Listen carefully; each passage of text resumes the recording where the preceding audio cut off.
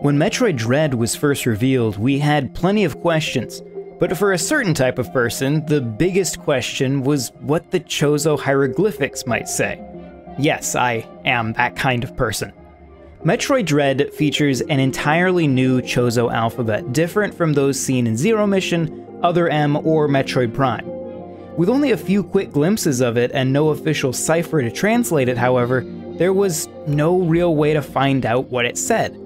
That is, until Nintendo started revealing Metroid Dread merchandise, one of which featured an image of Samus with 2 Chozo words behind her, one 5 letters long, the next 4, and we realized that the shirt said Samus Aran. We double-checked where the letter A repeated throughout the words, and yeah, everything checks out. This marked the start of our deep dive into the Chozo language, both written and, as it would turn out, spoken, as we attempted to put together a full alphabet. I'm John Rairdin, you're watching NWR TV. This is a deep dive into the language of the Chozo, found in Metroid Dread. With that first breakthrough on a random t-shirt, we had 6 letters. Not a lot, but with some context, it was enough for us to start piecing things together.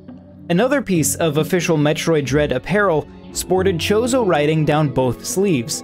Using what we already knew, we quickly realized that one sleeve said Metroid. Makes sense. This was ultimately corroborated by a file on the official Metroid Dread website showing the same phrase and labeled Metroid Chozo. This got us to 11 letters, but that second sleeve left us stumped. There were letters we knew, along with letters that looked like letters we knew, but turned upside down. At this point, I hit the end of what I was able to put together on my own. Luckily, I found help. Matt Zawodniak of NWR joined in, along with friend of the site Vyxie Venomous, and it would be Vyxie who would ultimately make the next breakthrough. This second word that we hadn't been able to translate featured many of the symbols we recognized, but upside down. Others appeared to be the same, but flipped horizontally. Others were rotated 180 degrees, rather than simply being mirrored. Were all of these the same symbol representing the same letter, or were they all different? Vyxie proposed that perhaps vertical flipping was done every other letter. This would allow each triangular letter to fit together nicely. A horizontal flip, though, would be a separate letter. This would also explain what appeared to be rotated letters, as they would simply be the vertically flipped version of the horizontally flipped letters. With this theory in mind, we returned to this long string of letters on the other sleeve, and suddenly it clicked. Bounty Hunter. Now is where things got difficult. We quickly realized that while the text written on merchandise was something written directly in English, the text in the game definitely wasn't. Instead, it was a brand new, spoken Chozo language. We'll be getting into some very significant spoilers here, so back out now if you haven't finished Metroid Dread just yet. In order to prove that the in-game text wasn't just gibberish, and was in fact actual Chozo, we would need to match some spoken Chozo to something written in the game. Luckily, we have just that.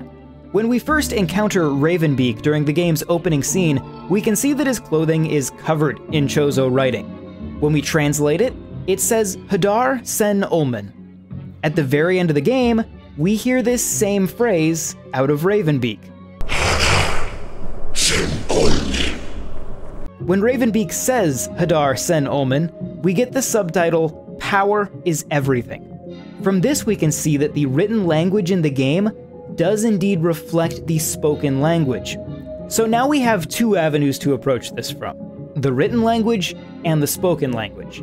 Matt decided to take it upon himself to dig into the spoken language, and see if there were any other words he could pick out. And here's what he found. By listening carefully to Quiet Robe's voice acting and comparing it to the subtitles, you can start to see that the language being spoken is completely consistent. Words we already know, like Chozo, Samus Aran, and Metroid, are clearly audible in the voice acting, but words we don't know are also consistent. Iliemai marhuma satari lin ashkar bechik. Tamuzarlan, veche hadoran. Minu habar kumane hundos, devolen ili Metroidim ishkanulisa tamaharisbi. For example, the first and easiest word to notice was, well, the. The Chozo word for the is ili, and though we can't really be certain exactly how it's spelled, we started to listen closely and we found that every time the word the was seen in the subtitles, the character also says ili in the voice acting. Once again, it's consistent. A few other words were easy to figure out from there. Warrior is Rahama, which, as a reminder, is different from Metroid, which means great or ultimate warrior. Tribe is Hasana, and galaxy is Gilel. But two words in particular really caught our attention because of how they were an intersection between what we know and what we don't know. During this cutscene, Quiet Robe talks about SR-388 and planet ZDR. And the interesting thing is that he says unique Chozo names for each of them. SR-388 is Ili Agar Nalima, and ZDR is Ili Tarin Nalima. It may not seem like much to everyone, but this was an exciting discovery, since these are not only the first canonical names for these planets that aren't just generic designations, but they also reveal the way the Chozo name planets. We know that Ili means the, so we can assume that Nalima means planet, or something similar. Therefore, the Chozo language seems to refer to all planets as the something planet. As of now, we haven't figured out what Agar or Tarin mean, but hopefully with a little luck, we'll find a clue eventually. Matt's first thought was that SR-388 might be the X-Parasite planet, since that was what the Chozo would have known it for. But it turns out Quiet Robe also talks about the X-Parasites, which he calls Eris. Once again, our first canonical name for something that only had a generic designation before. So for now, Agar and Tarin are the two words that we're most curious to translate into English. So at this point, we had a solid tie between written and spoken Chozo, and even knew a few words.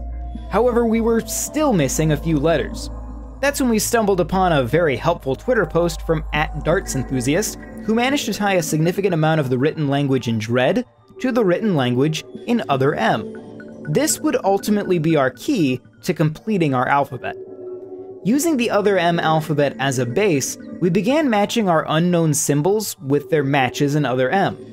Furthermore, several symbols in the Other M alphabet are horizontal flips of each other. For example, we had the letter M already, and given that Other M showed F as a mirror of M, we were able to assume that the same was true of Dread. A little more digging, and sure enough, that symbol that we had hypothesized was among the ones that we hadn't yet assigned. In fact, as we dug, all of our theorized symbols that we had derived from the Other M alphabet turned out to be either in Metroid Dread or on merchandise associated with it. Before we knew it, our alphabet was complete. While we can't entirely rule out any mistakes, maybe a letter flip-flopped, we have a working set of letters from which to translate more of the Chozo language found throughout the game.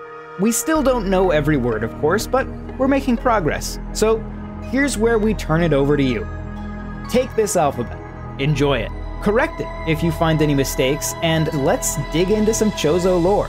Our main goal now is to match spoken Chozo words to in-game text, in order to understand how certain things are spelled, and potentially decipher additional lore. We're also exploring tying words in the Chozo language to potential real-world inspirations for the language. It appears Mercury Steam put a lot of work into this. Most of the time with games like this you would expect a simple letter swap, something like we saw in Star Fox Adventures.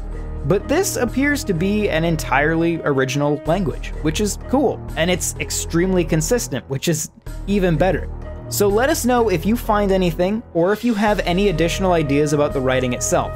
If you find reasons to suspect you need to make a correction to the alphabet, let us know. We'd like to see that too. But beyond that, have fun. And if you enjoyed this video, give it a like. Consider subscribing to Nintendo World Report TV. We have lots of other videos on the history of the Metroid series, including a review of Metroid Dread. You can chat with us about this or anything else in our Discord using the link in the description, and check out NintendoWorldReport.com for a whole lot more.